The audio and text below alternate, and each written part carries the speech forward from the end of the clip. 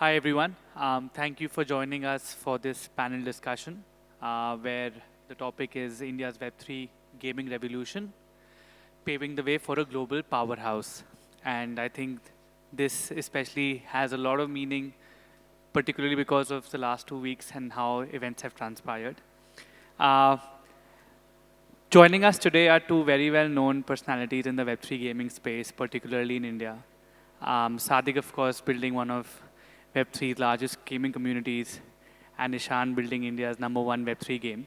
So I'd like to start the conversation around how does the Indian, and Sadiq, this is to you, how does the Indian Web3 user or Indian Web3 gaming user differentiate itself from some of the other communities you've seen globally? And what do you think are the key challenges in sort of onboarding them and converting them from Web2 to Web3? Uh, Good afternoon. Sorry, the two other panel members are missing. We have filed a police complaint, so bear with us. So basically, from a Web3 user perspective, and like from our perspective, we don't look at it like if it's a Web3 user or a Web2 user. But what I have realized is there is some consistencies across across geographies for all Web3 users. Many of them are in it for rewards that they might get while they grind for longer periods of time. But that was, I feel, version 1 of evolution of Web3 games. And probably Ishan can mention more.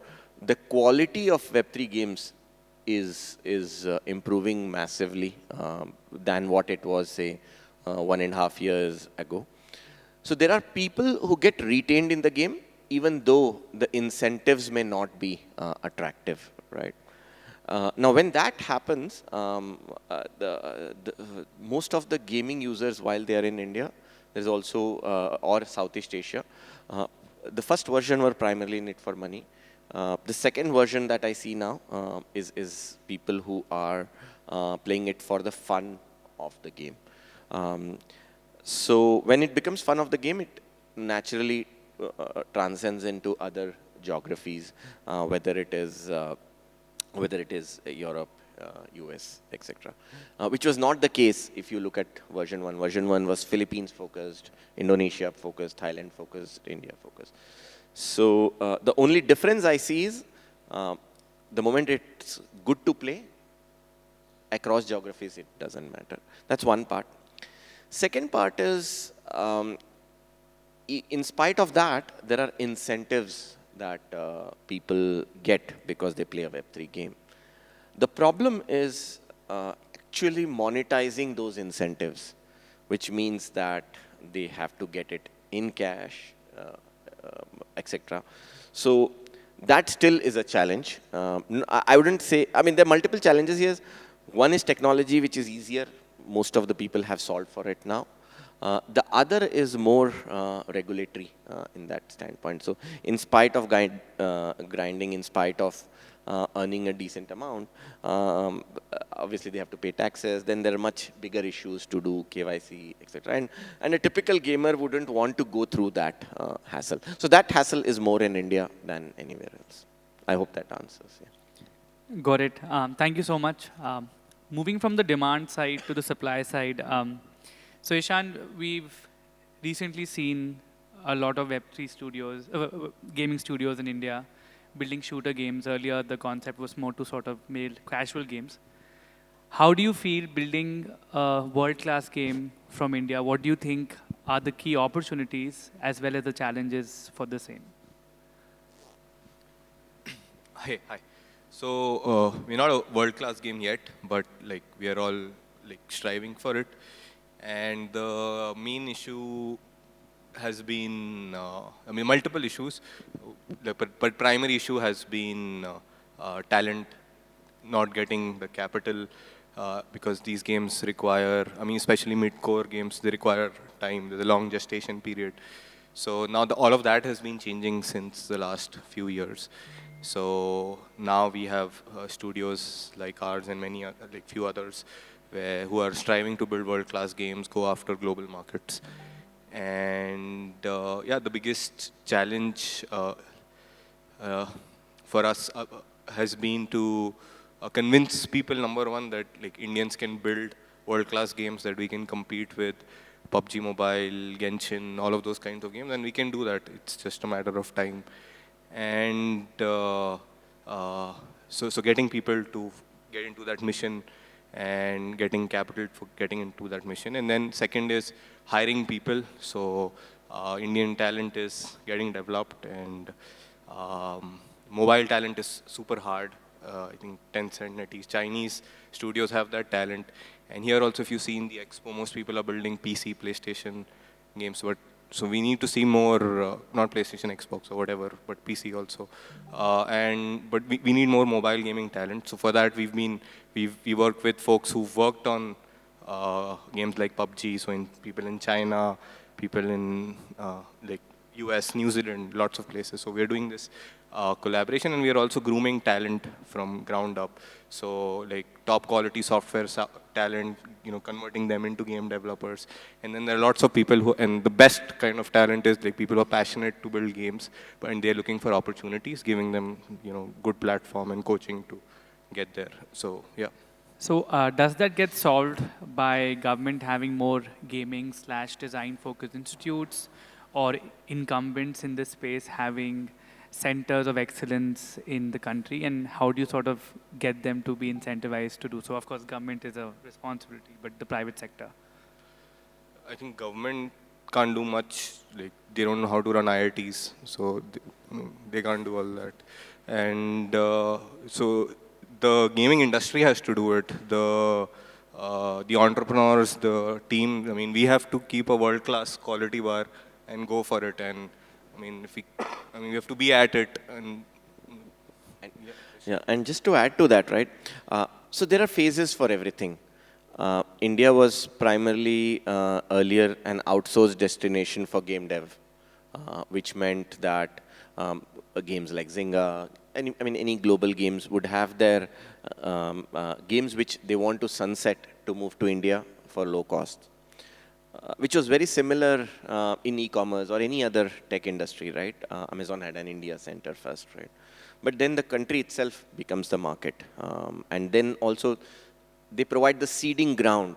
Today, if you see, one of my friends also runs a gaming fund called Chimera. We see a lot of games which are started by people who have worked in these organizations, know what does a game dev entail in some sense. So it's just evolution. I just feel that it's only a matter of time when there will be like a breakout game out of India. Got it.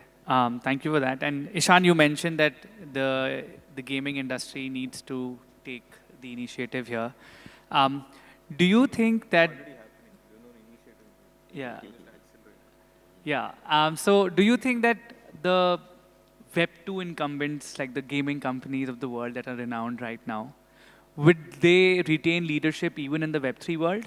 Or do you see that because there is this hesitation from them to come forward and truly adopt Web3 games, there is a huge opportunity for startups, and you're already seeing some good traction coming in that space?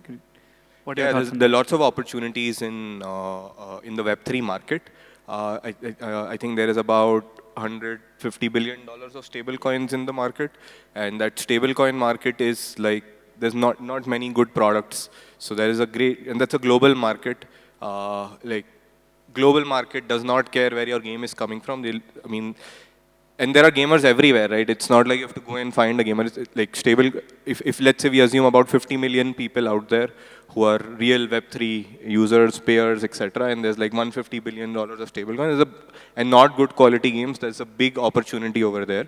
I think earlier what we saw was this rush to just launch a token, do token hype, and get quick money. All of that has gone. Like the market wants good quality. I mean, it's not gone 100%, but it's significantly reduced. It's not easy to do that. So I think now that market is ready for good quality products, and you can do a token launch on top of that. Got it. Yes, alluding to that point, Sadiq, we know we're working on crafting a survey on understanding the characteristics of Web3 gamers, and one of the key insights was that Web3 gamers almost spend double the amount of money versus a Web2 game.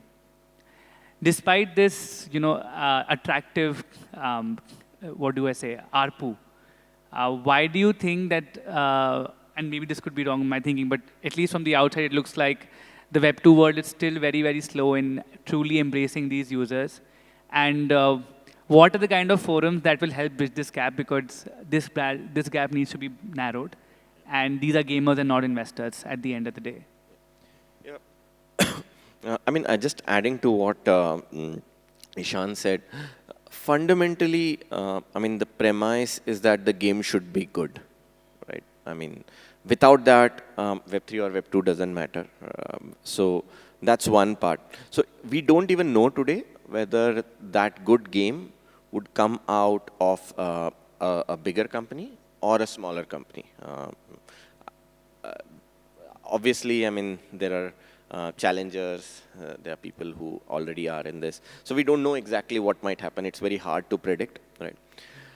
From a technology standpoint, I think there is this bridge to be crossed, which what I look at it is where Web3 technologies add to a user experience, which is far better, user experience or user need, not an experience, user need, far better than the way Web2 is able to cater today, whether it is with respect to selling assets, whether it, any of those. That bridge, when it is crossed, and we don't, I'm very sure that people will start building for Web3. That crossing that bridge, I think, is taking time to be proven. That's how I look at it. Yeah. Got it. And Sadiq, at the start, you had mentioned that you're seeing a lot more variety in terms of the kind of games that you're being publishing on your platform. Could you tell us a bit about what are these genres, particularly where you're seeing the most activity, both on the Web2 and Web3 side for the users? Yeah. So one is, I think, I divide games into three categories. One is building for India, made in India, but built for India. That is still taking off with Indian IPs, right? I take a Netflix or a movie industry example where we had movies from outside, but then we started having good quality shows from our own side, right? So that's one part.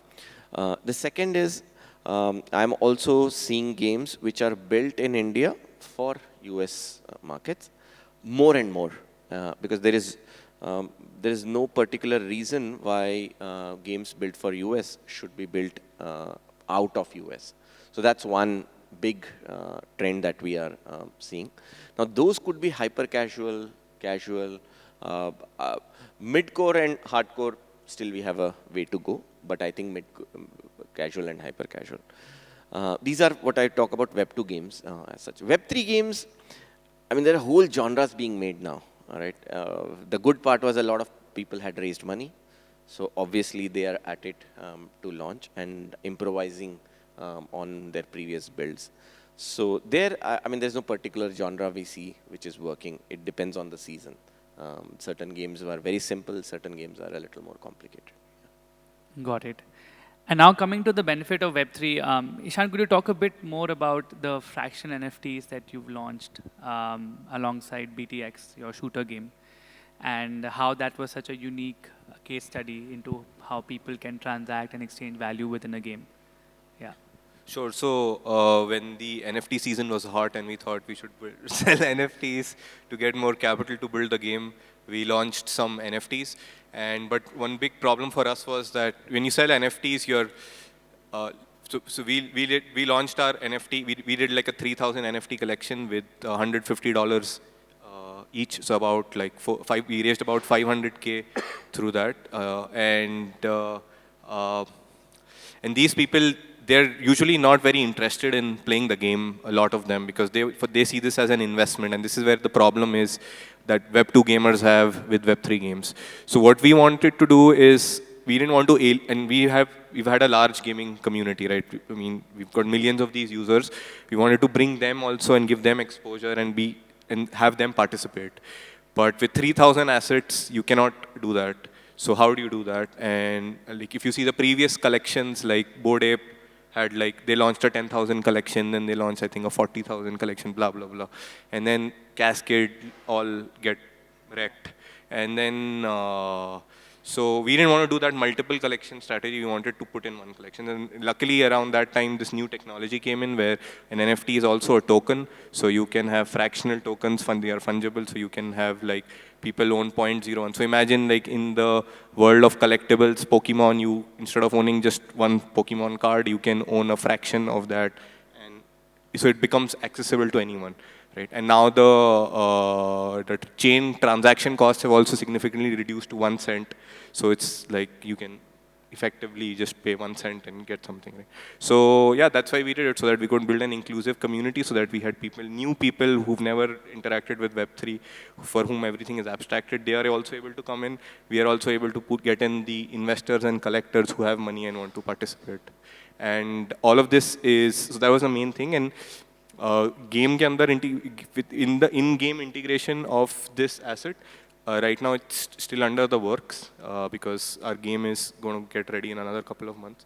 Uske baad it will come in, but the main idea is to, we're going to do some experiments around like leaderboard rewards, blah, blah, blah. And if you own one extreme, our thing is extreme. So if you own one extreme, you get access to these leaderboards. If you own fractional extreme, you get access. So it's like layered battle pass in a way. Got it. Sadiq, there is a long-standing question, and I think you being, at a point where you see both Web2 and Web3 games, and both suffer from this. How do we increase gender participation across the two? And I understand some genres it's easier than the other, but overall, how can that paradigm be not shifted, but at least I think currently it stands at about 10 to 15 to 85%. How can that be improved from your side? Yeah, that's a tough one. So if you look at game dev, right? I mean, look at game dev cycle from 80s, 90s. Fundamentally, these were rebels. The guys who were developing games, and even the gamers, were basically the anti-culture types. And these were mostly men, right? And that's where it had its start, if I were to say that. So a majority of the games were built with men in mind. So it's not that women don't want to get into gaming. I mean, it's like any other product, right? If you like it, you will use it. But if the game loop, or if the game mechanics cater to a dopamine kick more of a man than a woman, right? So obviously the self-selection happens there. Which means like if it's shooting, if it's killing, if it's this. I mean, I'm not against women. They should also kill, but yeah. I mean, what I'm saying is that's the historical perspective. But we've seen games in last 4 or 5 years. So one part of our business does playtesting for games, right?